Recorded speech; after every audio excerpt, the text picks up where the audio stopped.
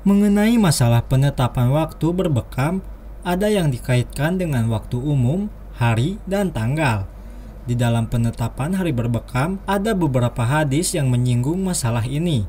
Ada yang doif, ada yang hasan, dan ada yang sohih. Bahkan, tak jarang menimbulkan perbedaan pendapat di kalangan ulama dan praktisi bekam tentang pada hari apa bekam sebaiknya dilakukan atau tidak dilakukan. Ada hadis yang ditahrij Ibnu Majah 3487, Ibnu Adi Al-Khatib dalam Al-Faqih wal Mutafaqih 2-224. Dan Ibnu Umar berkata, "Aku mendengar Rasulullah Shallallahu Alaihi Wasallam bersabda, hijamah sebelum makan pagi paling ideal karena dapat menguatkan akal dan hafalan serta memudahkan orang menghafal untuk menghafal. Barang siapa yang ingin meminta hijamah, maka hendaklah meminta pada hari Kamis atas nama Allah, dan hindarilah hijamah pada hari Jumat, Sabtu, dan Ahad. Dan mintalah hijamah pada hari Senin dan Selasa, dan hindarilah hijamah pada hari Rabu, karena hari Rabu merupakan hari tatkala Ayub ditimpa penyakit dan muncul penyakit lepra dan kusta, melainkan pada hari Rabu atau malam Rabu." Pendapat dari Syekh Nashiruddin Al-Albani setelah menjelaskan dan menguraikan hadis ini dari beberapa jalan, Syekh Al-Albani berkata, "Secara umum menurut pendapat saya, hadis dengan sejumlah riwayat yang banyak ini adalah hadis hasan. Wallahu alam."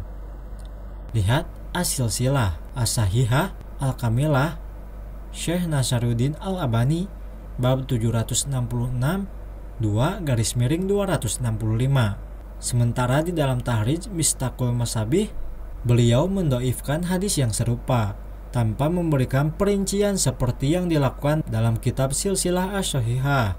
Ada pula hadis lain tentang hijamah pada hari Rabu namun dengan matan yang berbeda yang didoifkan dalam As-Silsilah Az-Dhaifah nomor 1408. Barang siapa yang meminta hijamah pada hari Sabtu dan Rabu, lalu dia mengalami penyakit kulit, maka hendaklah dia mencela dirinya.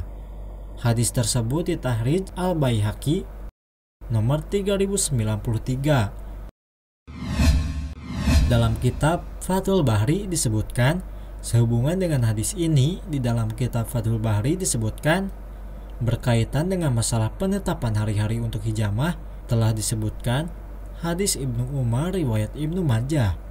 Dia memakrufkan hadis ini yang di dalamnya disebutkan, maka mintalah hijamah berdasarkan barokah Allah pada hari Kamis, juga pada hari Senin dan Selasa. Hindarilah hijamah pada hari Rabu, Jumat, Sabtu, dan Ahad.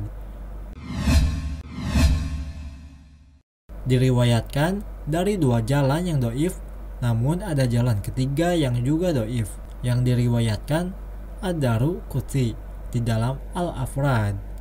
Beliau mentahrij dengan sanad yang bagus dari Ibnu Umar secara mauquf. Al-Khalal menukil dari Ahmad bahwa beliau memakruhkan ada seseorang yang meminta hijamah pada hari Rabu, lalu dia terkena penyakit lepra karena dia meremehkan keberadaan hadis ini. Fathul Bari bab Ayatus Sa'ah Yahtazim 10-149. Ada beberapa pendapat dari para imam dan ulama. Hadis ini didoifkan oleh Ibnu Hibban, Ibnu Adi, Ibnu Jauzi, Ad-Dhahabi, Ibnu Hajar, Asy-Syaukani, dan Abu Hatim Ar-Razi. Faidul Qadir, Syari Al-Jami Asy-Shaghir, jilid 3-528. Ibnu Majah meriwayatkan dari dua jalan yang doif. Dari Ibnu Umar ada jalan ketiga, diriwayatkan Ad-Daruqutni dalam Afrad dengan sanad yang jayyid. Dari Ibnu Umar secara mauquf, lafadznya, hindarilah hijamah pada hari Rabu, Jumat, Sabtu, dan Ahad.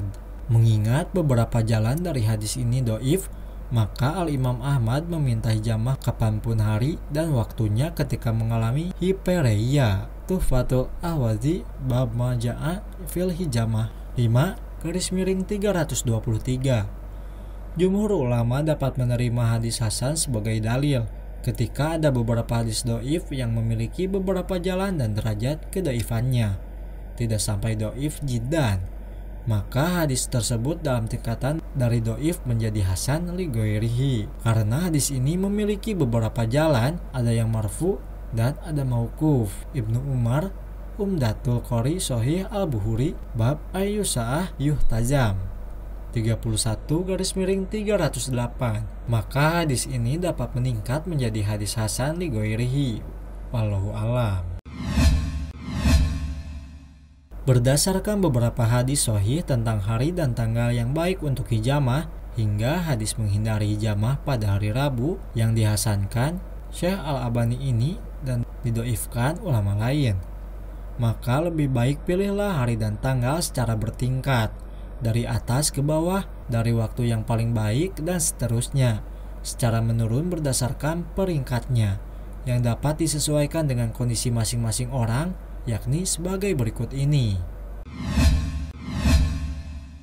Grade pertama, hari Senin, Selasa atau Kamis bertepatan dengan tanggal 17, 19 atau 21 dari bulan pada penanggalan Hijriyah. Grade kedua, tanggal 17, 19 atau 21 dari tanggal bulan Hijriyah meskipun tidak bertepatan dengan hari Senin, Selasa atau Kamis. Grade ketiga, hari Senin, Selasa atau Kamis dalam setiap minggu walau tidak bertepatan dengan tanggal 17, 19 atau 21 dari bulan Hijriyah.